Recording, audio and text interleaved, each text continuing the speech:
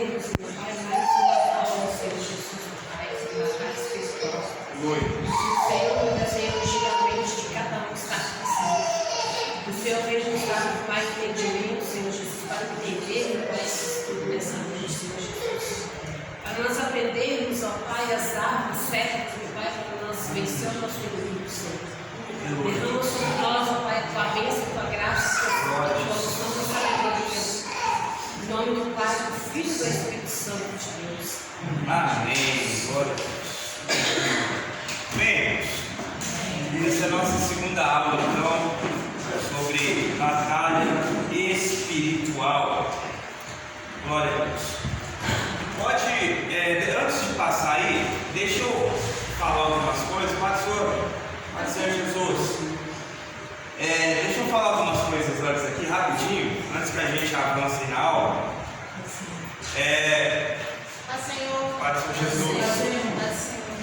A partir de agora, nós vamos começar a aprofundar um pouco mais em conhecer a batalha espiritual. Amém? Então, é muito importante que a gente entenda, porque talvez hoje vai ser falado coisas que vocês nunca ouviram. Então, o problema é que muitas pessoas, elas não abrem a mente para aquilo que é novo.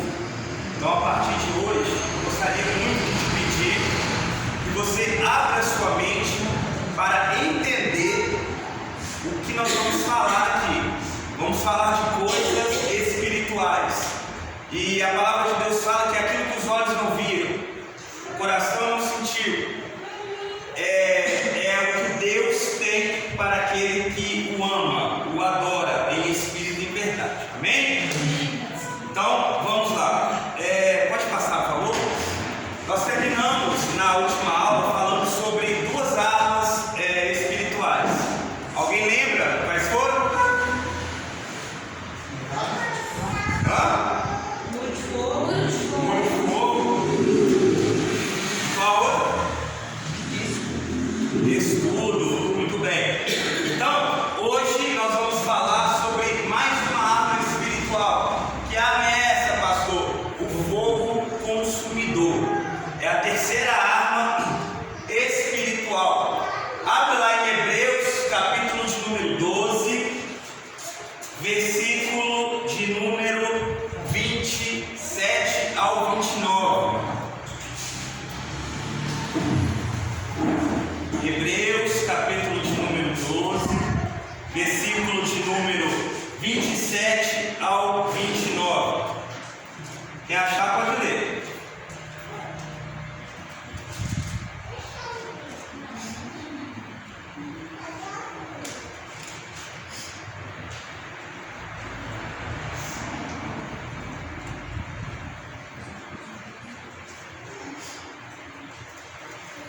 Boa noite, gente. Pode ser hoje.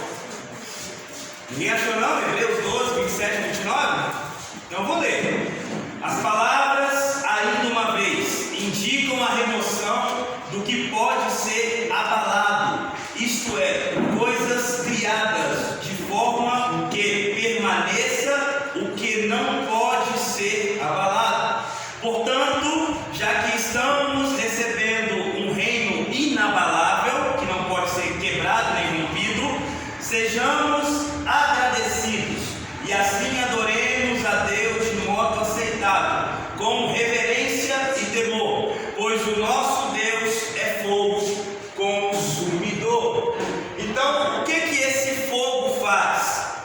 O fogo consumidor de Deus, ele purifica, ele consome, ele destrói o que é pecado e ele também limpa. Então, o fogo consumidor de Deus purifica, ele consome, o fogo consumidor de Deus destrói o que é pecado e também ele limpa.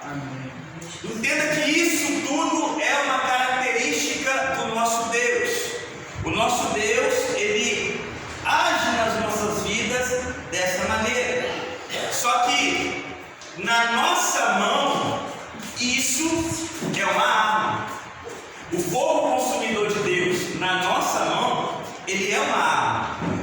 entenda o que Deus ele está querendo realizar na sua vida.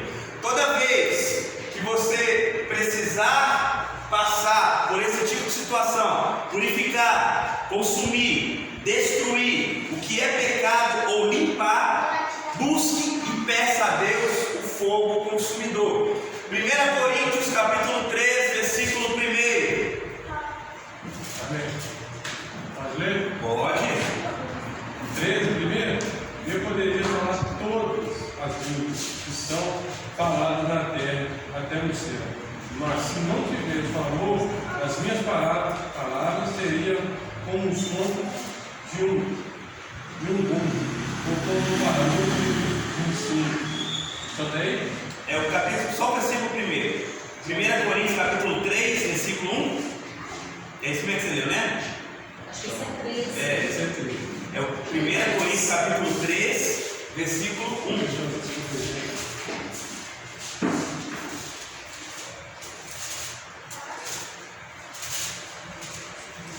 Pode ir? Pode. Na verdade, irmãos, eu não pude falar com vocês como costume fazer com as pessoas que têm o Espírito de Deus. Tive de falar com vocês como se fossem pessoas do mundo, como se fossem crianças na terra cristã. Ó, entenda, a versão dele é um pouco diferente. Tem uma versão que é bem mais, um pouco mais específica, que vai pegar a palavra que eu quero, carnal. Alguém tem uma versão que fala da palavra carnal? Pode ler. Eu, porém, Não, dê mais alto, por favor. Eu, porém, irmãos, não costumo falar como a espirituais, e sim como a carnais, como a criança em Deus. Isso, olha só. O que a Bíblia está falando? Que o Senhor, Paulo está dizendo que para algumas pessoas espirituais, ele vai tratar coisas espirituais. É o que nós estamos tratando aqui. Uma alma espiritual, um nível espiritual. Mas para a pessoa que é carnal, que vive com a mente no mundo e só pensa nas coisas do mundo, não vai entender. A mente não vai abrir para esse tipo de coisa. Então, o fogo consumidor de Deus, a pessoa que é carnal, além de não aceitar, ela vai o quê? Criticar. Ela, na verdade, ela não aceita, ela não entende. Então, para ela, a pessoa que é carnal, ela não abre a mente. E aí, o que vai acontecer? As coisas espirituais, para ela, isso não existe. Isso aí é uma mera ficção científica, uma mera ficção. É uma coisa que não vai para frente. Só que, biblicamente falando, nós estamos dizendo de uma arma espiritual, que é o fogo de Deus, que é o próprio Senhor. E Ele nos permite usar o fogo dele como arma. Para quê? Purificar, consumir, destruir o pecado e limpar. Perfeito. Então, toda vez que você precisar usar uma arma para esse tipo de coisa, peça a Deus para que te envie o fogo consumidor. A pessoa que é carnal, além de não aceitar, ela critica. E na verdade, quando ela não aceita, é porque ela não entende. Amém? Pode passar, por favor. Olha aí, 3 coisas impedem de termos novas experiências com Deus. A primeira, em voz alta, 1, 2, 3. Incredulidade. A segunda, ceticismo e carnalidade. Vamos lá. Primeira, incredulidade. Isso é uma coisa que vai impedir a pessoa de viver novas experiências com Deus. Por exemplo, incredulidade. A pessoa quer ver anjo, mas não crê. Quer ter visões da eternidade, mas não crê. Quer ver uma imagem de um querubim, acha que é uma coisa bonita, e na verdade no livro de Ezequiel fala que tem 4 faces, e as faces ficam rodando. Olha só que loucura. Uma pessoa carnal vai compreender, vai viver isso aí, vai aceitar isso aí. Então, para ser espiritual, você não pode ter incredulidade. Ceticismo. O que é o ceticismo? É a pessoa que fica assim: será? Isso é verdade mesmo? Então, uma pessoa quando ela vê uma coisa, quando alguém entrega uma revelação para ela, e ela fica falando, será? Ah, mas eu não acredito nessas coisas não. Ah, eu não sei se isso aí é verdade não. A pessoa está sendo uma pessoa ceticista, uma pessoa que não crê, que vive achando que pode ser mentira ou falsidade. E a carnalidade, a pessoa olha, alguém entrega uma revelação, alguém fala alguma coisa, vê um movimento do Espírito Santo na igreja e ela pensa, ah, nada a ver, isso aí é invenção, isso aí não está acontecendo, isso aí é o homem que está inventando essas coisas. Então, essas três coisas vão impedir de nós termos experiências com Deus. Então, irmãos, a partir de agora, eu peço em nome de Jesus Cristo, para que nós possamos alcançar um nível, um patamar espiritual maior, mais elevado, começamos a acreditar e vivenciar coisas maiores da parte de Deus. Se você por acaso se encaixa em uma dessas coisas, peça a Deus para arrancar de você, porque uma dessas coisas vão te impedir ou vai te impedir de viver novas experiências com Deus. Ficar na superfície é coisa de quem está começando a caminhada cristã, mas para quem quer vivenciar coisas profundas com o Eterno, tem que começar a viver coisas novas com Deus. E tendo uma dessas três, ou duas, ou as três, a pessoa não vai conseguir. Amém, crianças? Amém. Então vamos lá, vamos para a próxima. Sobre o fogo, Salmos 29, versículo 7. Alguém abre aí, por favor, pode anotar com calma. Depois, Deuteronômio, capítulo 5, versículo 4. Vai ganhar tempo para você anotar? Eu vou abrir Salmos 29, 7. Já está aqui. Já está aí? Ótimo. E Gênesis, capítulo 15, versículo 17. Nosso irmão Renato está afiado na Bíblia, glória a Deus. Pode ler, Renato. Salmos 29, versículo 7. A voz do Senhor fala. A voz do Senhor faz brilhar o relâmpago. Só tem? Só o versículo 7. Então, olha só. Deixa eu só. Lê de novo aí, por favor, porque a sua versão eu não entendi ela.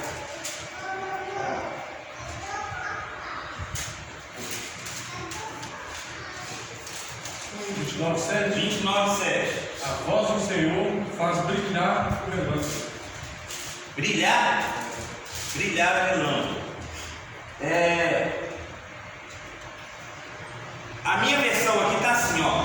A voz do Senhor faz tremer o deserto. Não. A voz do Senhor corta os céus com um raio flamejante. O senhor também? O que é flamejante? Ninguém sabe o que é uma coisa flamejante? Ninguém sabe? É fogo. Fogo. Um raio flamejante, aí está falando de um raio de fogo. No caso aí, na sua, faz brilhar, né? É porque o fogo vai clarear. Por isso essa versão. Então, a voz do Senhor faz os céus cortar como um raio de fogo, um raio flamejante. Deuteronômio capítulo 5, versículo 4. Face a face falou o Senhor conosco, no monte, no meio do fogo. Presta atenção, a voz de Deus corta os céus como fogo, um raio de fogo. Deus fala com o povo no meio do fogo. Olha só as características que eu estou te passando sobre o fogo, hein? E o terceiro, Gênesis 15, 17. Ninguém abriu? Gênesis, capítulo de número 15. Quando o sol já estava posto, e era escuro, eis um fogo fumegante, e uma tocha de fogo, que passaram por entre aquelas metades. Passaram entre aquelas Metades. metades. Então, preste atenção. A voz de Deus corta os céus como um raio de fogo. Deus, ele fala no meio do fogo. Alguém tem uma outra versão? Ainda era não, chegou a minha, leia, era não? Depois que o sol se pôs e veio escuridão, eis que um fogareiro esfumaçante com uma tocha acesa passou por entre os pedaços dos animais. Pedaço de quê? Dos animais. Tá, então aí está falando a respeito da aliança com Deus com Abrão até então. Então, sobre o fogo, o que são as características do fogo? Aquilo que Deus nos permite usar como arma, essas três coisas. Agora, 1 Reis, capítulo 18 e 38. Por que o fogo consumiu a água? Quem arrisca aí? Palpites? Chutes também são aceitáveis. Por que lá em 1 Reis, Elias ele vai restaurar o altar, os profetas de Baal vão se esquartejar, vão se machucar, vão clamar a Baal e nada acontece. Elias restaura o altar, ora a Deus e Deus manda fogo e tinha muita água lá no altar. E o fogo consumiu a água. Por quê? Vamos lá, gente, participa, me ajuda. Se errar não tem problema não, calado quem tem problema. Pode falar. Hã? Para limpar o altar? Para limpar o altar? Não. É mais profundo que isso.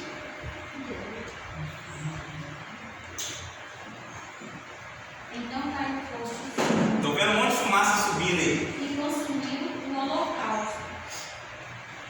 Pois é, por que Elias orou e o fogo veio do alto e consumiu a água? Além de ir direto no holocausto, no sacrifício, ele consumiu a água toda. Vamos voltar, pode falar. Para mostrar que Deus era o Deus de Israel. Também, só que é mais profundo ainda. Vamos lá. Eles estavam num período de seco, não chovia. Elias pediu para colocar muita água ali nas valas. Quando ele preparou, quando ele secou, botar.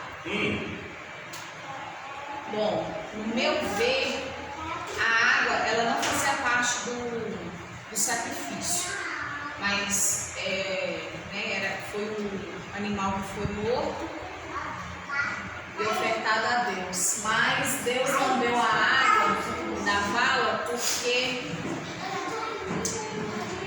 Deus queria mostrar o seu poder, o domínio dele, o controle dele sobre a chuva, sobre a água.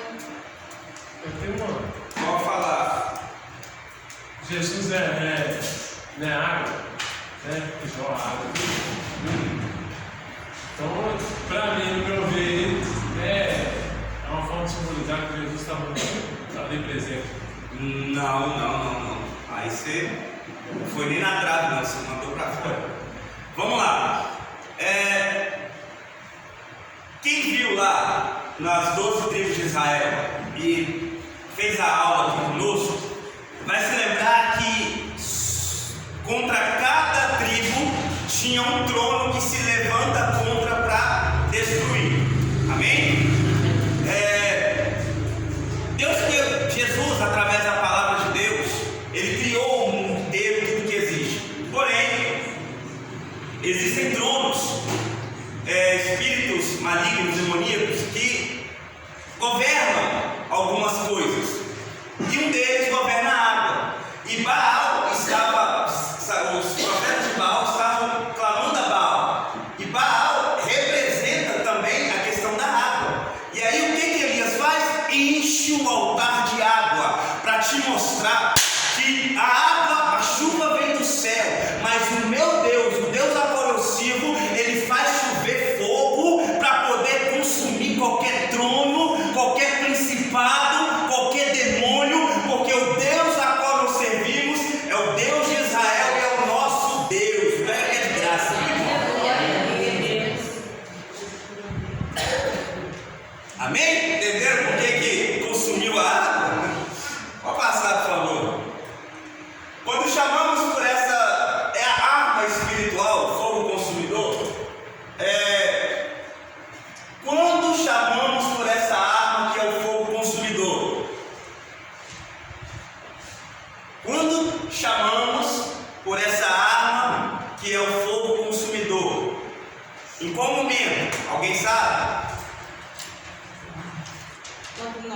pecamos, se é para purificar, pede o Senhor para purificar do pecado.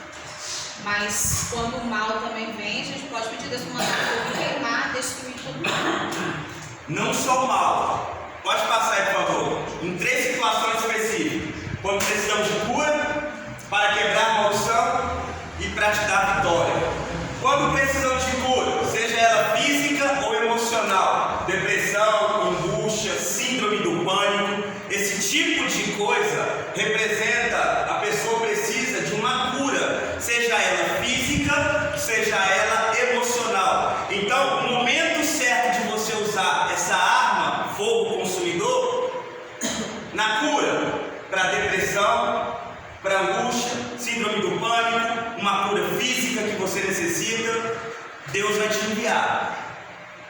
Segundo, para quebrar maldição, seja ela hereditária ou por palavras, fale com Deus: Senhor, manda seu fogo e consome isso em nome de Jesus. Porque talvez tenha uma maldição que está no meio da sua família, na sua casa, e esse tipo de coisa só vai acontecer, a quebra da maldição hereditária ou por palavras, quando você clama a Deus para poder quebrar essa maldição. E o fogo do Senhor, que é um fogo consumidor e que purifica, vai entrar na sua vida e vai quebrar toda a maldição, em nome de Jesus Cristo. Então, se por um acaso tem alguma maldição na sua família, pelos seus antepassados, para não te alcançar, comece a orar nas suas orações falando: Senhor,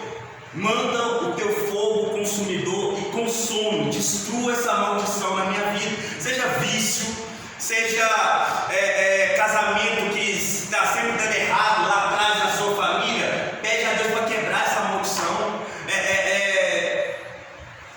seja raiva, seja o que for, irmão. Se é uma maldição, peça a Deus para quebrar e para te dar vitória, seja contra demônios ou contra pessoas. Daniel capítulo 3, versículo 25. Alguém abre lá, por favor, e lê. Como é então que eu estou vendo 4 homens andando soltos na fornalha pelo fogueiro? Eles estão passeando lá dentro, sem sofrer nada. E o 4º homem parece um anjo. Olha aí, você vê. O 4º homem na fornalha parece um anjo. Entenda que foi pregado aqui, né? Se pregou comigo sobre Daniel. Então, o fogo, vou usar as palavras do pastor, o fogo que nem o próprio fogo consome. Pega isso aqui, irmão, raciocina comigo. O fogo, Deus, o fogo que nem o próprio fogo da terra consome. Glória a Deus, amém. Os 3 não foram queimados por quê? Porque tinha a presença do fogo consumidor lá. E o fogo consumidor envolveu os outros 3. Então, quando o fogo consumidor entrou na fornalha e envolveu os outros 3, nada aconteceu com eles. Então, para te dar vitória, se você está atravessando uma luta, um problema, o negócio está crítico, está complicado, a arma que você tem que usar, pedir a Deus, fogo consumidor. Pode passar, por favor. As armas no mundo espiritual têm forma, têm tamanho, têm peso ou têm medida? O que vocês acham? Sim. Tem o quê? Tem tudo. Tem tudo? Qual que é então fala aí. Tem tudo. O que vocês acham? Ele acha que tem tudo. O que vocês acham? Tem forma, tem tamanho. Tem A única coisa que não tem forma é o fogo. Por quê? Porque Deus, ele se apresentou de várias formas, como fogo. Então tem forma. Não tem uma forma definida que você está falando, né? Forma Entendi. para mim é uma forma. Esse vaso tem uma forma, essa cruz tem uma Entendi. forma. Tem uma forma definida. Eu acho que a arma vai se adaptar a situações diferentes. Você acha que a arma vai se adaptar a situações diferentes? Como assim? Explica aí. Se uma batalha pequenininha, vai ser um pouco pequenininho. Você usa uma faca. Alguém mais? Cada um tem uma batalha diferente. Uma batalha espiritual diferente. Em uma área diferente. E aí? Aí você acha que o fogo vai se adaptar em cada situação? Em cada situação. Então o fogo, vai queimar muito. só o Renato acha que o fogo consumidor ele tem tamanho, forma, peso e medida, não é isso? Mas ali você não perguntou do fogo, você falou das armas. As armas do mundo espiritual. A gente está falando que o fogo, ele não Fogo, tem, mas as outras armas têm uma espada, ela tem forma, tem tamanho. Mas o fogo tem tamanho. Uma flecha. Fogo tem tamanho? Tem fogo pequeno, tem fogo grande. Então não tem tamanho, depende da situação. Então vamos lá, vamos tirar a dúvida aí. O fogo consumidor segundo um exército. 2 Reis 6:18. Irmãos, a Bíblia diz o seguinte: eu não posso te afirmar que as armas espirituais têm tamanho, forma, peso ou medida. Porque cada coisa vai se adaptar à situação.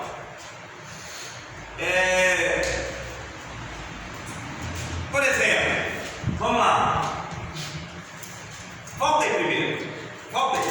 Mas você não acha, pastor, que da mesma forma que Deus deu a madeira, deu o tamanho da construção do tabernáculo, Deus também seria detalhista nas armas espirituais também?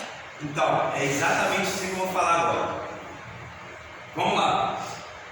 Eu não posso te afirmar qual é o tamanho, qual é a medida, qual é a forma e qual é o peso de uma arma espiritual.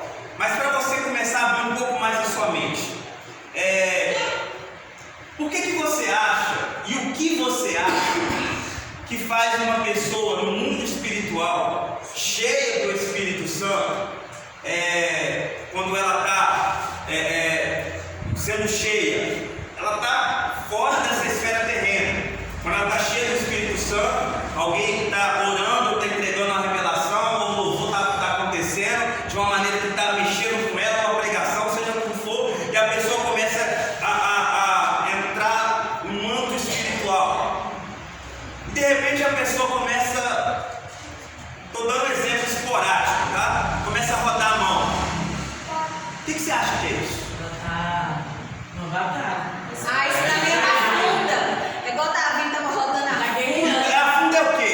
A funda é uma arma. Então aqui, ó, é uma arma espiritual. A pessoa está trabalhando aqui, está no mistério de Deus. E ela está aqui, ó. E de repente tem umas pessoas que ficam, sei lá, por exemplo, tá, gente? Estou fazendo aqui, ó. Ela está mexendo com uma arma espiritual. Isso aí é a dada, só pode. Esse negócio tem como. Ela está se envolvendo, está entrando num ambiente, numa esfera espiritual, que ali é ela e Deus. E aquilo que está acontecendo naquele momento com ela, às vezes é uma quebra de maldição. Alguém está orando, eu vi um trabalho de macumbaria, enfim, está sendo quebrado. De repente a pessoa começa a falar em língua estranha, começa a mexer o braço. Aquilo ali, no mundo espiritual, ela está guerreando para destruir aquela obra que foi feita contra ela, contra a família, seja lá o que for. Então entenda que esse é o tipo de movimento para usar arma. Agora, tem forma? Não sei te falar. Tem tamanho? Não sei te falar. Tem peso? Não sei te falar. Tem medida? Também não sei te falar. Tem coisa que nós conhecemos e vemos, que Deus revela, nos mostra. Mas é aquilo que o Edson vai lembrar que mistério oculto Mistério revelado. e mistério revelado. Tem coisa que Deus revela, mas tem coisa que Deus só esconde. E quando que nós vamos conhecer isso? Rapidinho, alguém sabe? Quando que nós vamos ver essas armas? Durante o dia. Quando atingimos a estatura de varão perfeito e fomos arrebatados, alcançarmos o Senhor na eternidade, aí nós vamos conhecer aquilo que não nos foi revelado aqui. Amém? Pode falar, japonesa. Ô pastor, eu acho que não tem, porque não sei se muitos aqui já sonharam com batalha.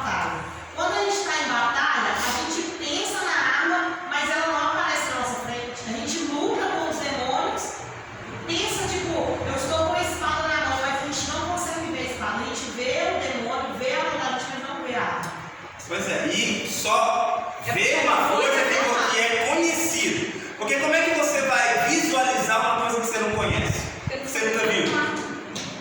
Então, o movimento que se faz quando a pessoa está em mistério, ali a pessoa está utilizando uma arma espiritual. Eu creio que Deus vai dar a arma de acordo com a proporção de cada pessoa. Porque a palavra do Senhor fala: quem muito ora, tem muito poder. Então Deus não vai dar uma espada para quem ora pouco, porque ele não vai aguentar nem carregar a espada. Sim. Então, assim, eu creio que as armas são distribuídas de acordo com a pessoa vai crescendo, vai tendo um entendimento. Davi. Não que a gente tem que ver, mas a gente tem que usar. Davi acerta uma pedra no Golias, ele cai. A espada de Golias pesava 50 quilos, quase um saco, quase 50 quilos, quase o peso de um saco de cimento. Davi era franzino, magrelo, ele pega aquela espada, imagina. Nem a armadura ele não conseguiu. Nem a armadura ele conseguiu colocar. Imagina ele pegar uma espada, levantar, fazer o esforço que ele fez para cortar a cabeça de Golias. Então tem coisas que você tem que se esforçar. Alguém levantou a mão e falou alguma coisa? Não? Pode tocar para frente? Então lá, 2 Reis 6,18, abre aí, por favor. Está aqui. Pode ler então. Quando os filhos atacaram, Eliseu orou assim: ó Senhor Deus, faz com que esses homens fiquem secos. Deus respondeu a oração de Eliseu e fez com que os filhos ficassem secos. Então, Deus